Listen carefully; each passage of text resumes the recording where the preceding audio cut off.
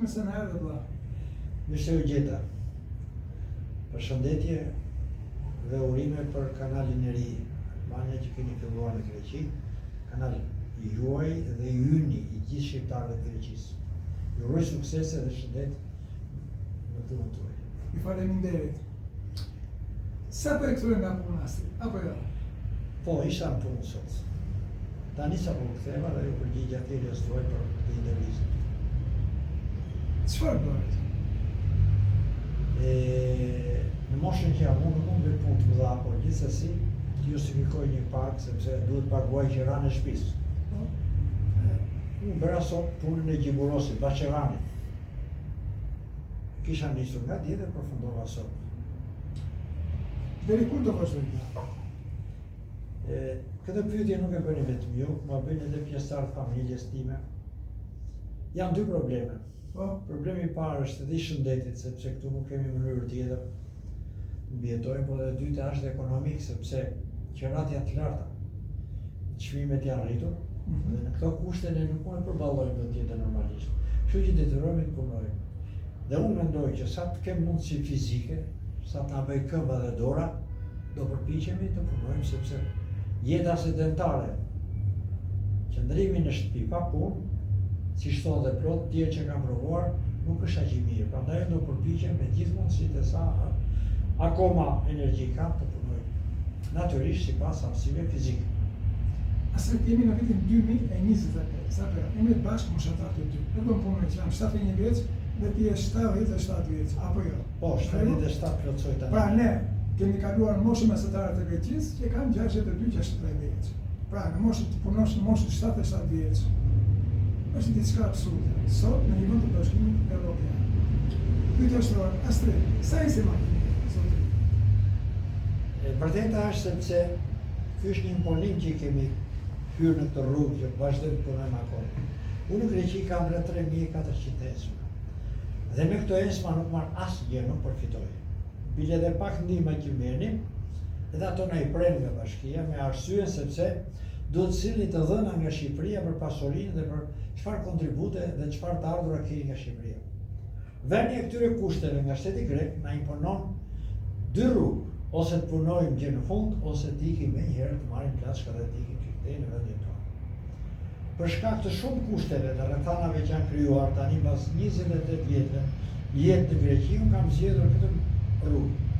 Kontribuoj me sa mundem për familjen time, për qeran, shtëpisë, dhe njëkohësisht të jem pranë fëmijëve, sepse sot kemi më shumë nevojë ne për fëmijët,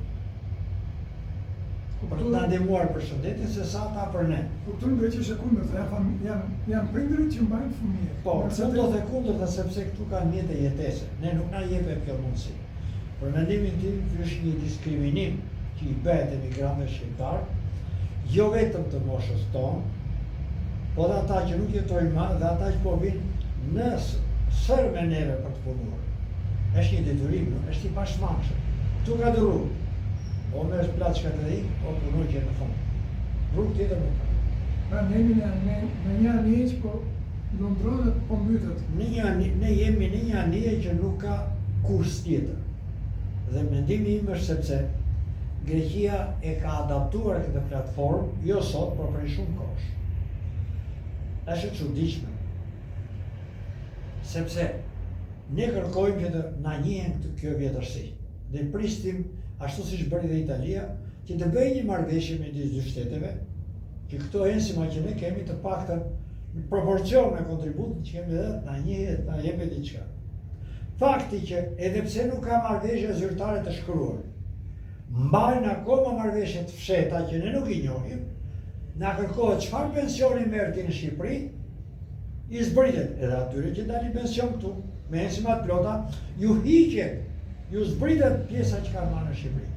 Është një diskriminim total i të drejtave të njeriut që u bëhet dhe veçanërisht emigrantëve në Greqi. Ka dhe një zbritje tjetër që është kushti themelor që duhet të kesh 40 vjet me leje qëndrimi këtu. Dhe për një vit ulet 2.5%.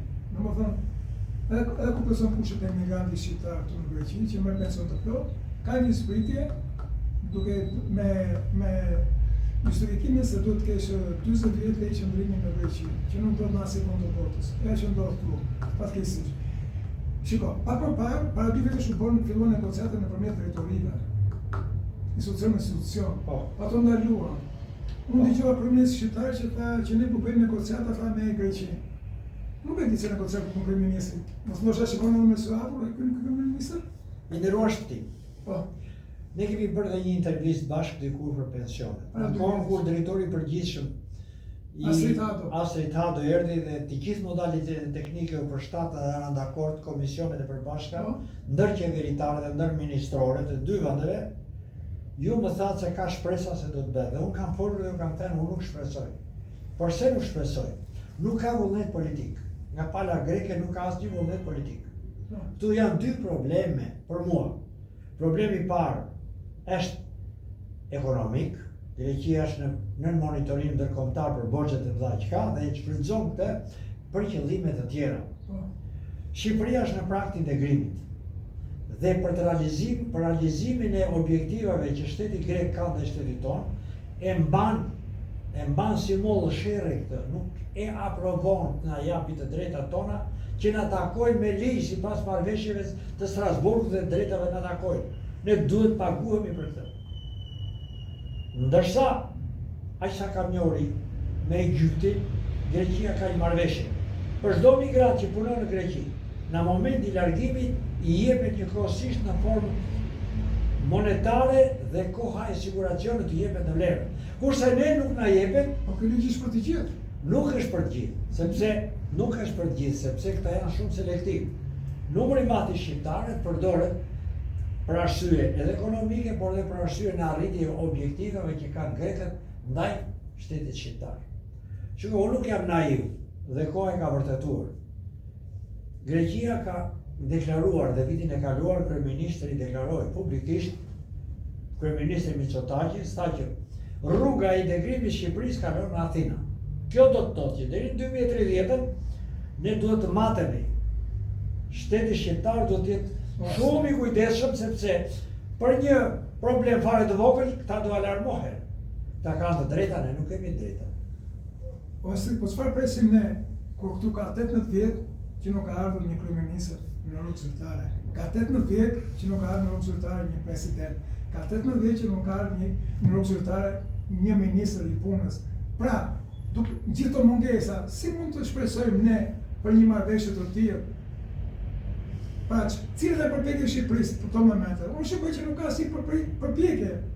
Edhe më parë, personalisht e kam shfaqur këtë, unë nuk kam asnjë shpresë. Është e pamundur, ndofta, kur të ndodh pranimi i hyrë në Evropë, kur nuk ka rrugë tjetër, greku mund të pranojë. Por në asnjë mënyrë nuk ka të pranojë. Kjo është bindja ime. Unë nuk i ha ato parullat se ne po bëjmë negociata, se këto negociata kanë nitur që në 2002, kur kryeministri ishte zoti Ilir Meta. Na dha shpresë, do të bëjmë bisedime, do të jenë siguracion. 2004 Fatosnano, më pas erdhi Rama dhe nuk edhe të vi ministër, kryeministër dhe presidenti nuk kam shpresë. Astrid, po më bëre edhe. Shikojmë që Greqia nuk ka vullnet politik. Shikojmë që Shqipëria ka një diferentizëm maksimal e ka nesh. Sikur ne jemi ufo nuk ekziston para të bënë. Edhe pse jemi qelizat asaj aty bënë që siç është Shqipëria. Por ne si me kanë, çfarë do të bëjmë? Cili është mendimi juaj? Mendimi im është sepse pjesë e kësaj loje të fliqur, e kësaj çështje të pasgjidhur, e këtij problemi kaq të madh, sa human, aq njerëzor, aq ekonomik, është sepse jemi bërë dhe ne e keq e këtij problemi. Ne nuk imponohemi dot shtetit grek. Megjithëse jemi në numër shumë i madh emigrantës, zyrtarisht 280.000 njerëz me dokumenta, po të futen të tjerë që nuk kanë dokumenta dhe fëmijë të tjerë që kanë marrë pasaporta, ne jemi një faktor shumë i madh që kalojmë 400.000. Sikur një ditë ne të ngrihemi të protestojmë për të drejtat tona në Greqi, kudo në qytetet e mëdha, në Athinë, Selanik, në Patra e qytetet e tjera, zëri do dëgjohet. Por ne jemi të përçarë, pa organizuar. Ato federata, shoqata, unione e diaspora e ku diun janë më shumë zyra, profiqe kryetarës dhe njerëzës që kanë pasione se sa për të ndihmuar emigracionin e Greqisë. Unë për këtë jam dakord dhe ndihem shumë fajtor dhe unë me të. Pra, ne duhet të fillojmë nga vetja jonë, apo jo? Që këtej fillon zgjidhja. Unë nuk presa greku. Po nuk qau fëmija, nëna nuk ngrihet. Dhe nëna kush është? Nëna jonë është lehon dhe është duke vdekur në Shqipëri. Greku e shfrytëzon dorësitor. Unë ngul këmbë që ne nuk bëjmë presion, në qoftë se do të organizohemi fuqishëm dhe të sinkronizuar, ne mund të arrijmë diçka. Është e pamundur dhe pa besueshme ti thuash një evropiani, ti thuash një norvegjezi, një danezi, një belgu, që në Greqi të pyesin ke pension në Shqipëri, more pension me 4.500, 5.000, 6.000, esima merr një pension 600 euro. Ta zbresin pensionin që ke në Shqipëri. E sa është pensioni në Shqipëri? 150, 180 euro. Me shtë drejt, ky është diskriminim.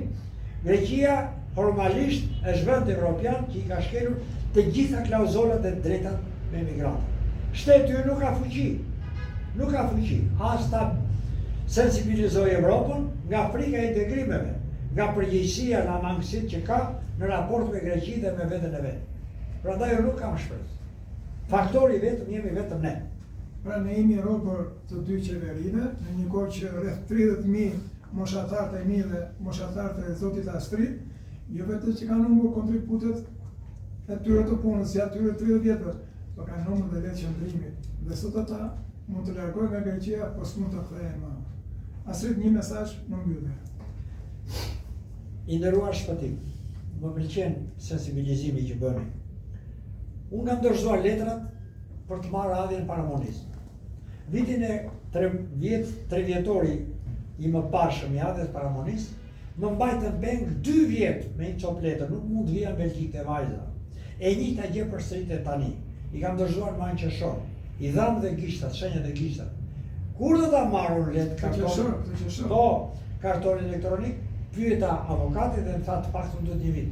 Ne jemi peng i ligjeve greke. Jemi peng i ligjeve greke. Liria jonë është e kushtëzuar, e monitoruar në interesat e Greqisë. Shteti ynë është i paaft ta shpartallojë dhe të kërkojë zgjidhje në këtë drejtim. Unë nuk kam shpresë. Dhe ju them gjithë patriotëve tanë, nëse duan pensione, të njëjtë vjetërsia ne duhet të mblidhemi bashkë. Duhet protestojmë. Presionat gjithë katër anët, edhe shtetit tonë, edhe shtetit grek. Me shtetin grek duhet protestojmë fuqishëm. Në përsheshet qendrore dhe plative të qyteteve kryesore të Greqisë dhe në anën tjetër edhe në shtetin tonë. Ashtu sikurse pensionistët në Shqipëri nuk marrin të drejtat e tyre ashtu si u takon për shkak të ekonomisë dobët, në Greqi është tjetër problem. Unë kam mendimin që janë probleme etnike të pazgjidhura. Presionit shqiptare nuk janë aq të fuqishme ta detyrojnë shtetin grek që ne të fitojmë të drejtat tona. Prandaj ju bëj thirrje të gjithë shokëve, miqve, patriotë, pensionistë, jo pensionistë, të gjithë atyre që punojnë edhe sot, si unë, më të mëdhej nga unë e nga ti, e nga ne, e nga tjerë që po afrohen pensioni, por nuk e kanë fituar të drejtën e daljes pension, të ngrejmë zërin fuqishëm kudo ku mundemi, në media, në internet dhe mbi të gjitha në protesta. Unë ju bëj thirrje edhe njëkohësisht federatës, nëse ekziston, apo konfederata, apo union, apo diaspora, t'i lënë ato karriket e quajtura përfaqësuese, të bashkohemi të gjithë bashkë, të protestojmë fuqishëm, të kërkojmë të drejtat tona, sepse për ne nuk ka asnjë përgjegjës përveç nesh. Kjo është e fjala ime. Astrid, me të thirrje mbyllim pas bisedim, inshallah na dëgjon dikush, inshallah na shkon në vesh të Zotit, inshallah në vesh qeverisë, të dy qeverive tona këtu. Ne jemi klasa më e përparuar në Greqi, ne jemi klasa më e ndershme këtu, ne jemi ambasador të vërtetë të shtetit shqiptar, shteti shqiptar do të bëjë punën e vet, ashtu si akon në pas të kushtutës, ne jemi numër 4 të bëhemi nga qytetar kudo që ndodhet. Ju falenderoj Astrid. Edhe unë ju falenderoj juve, ekipin tuaj, kameramanin, juve si gazetar.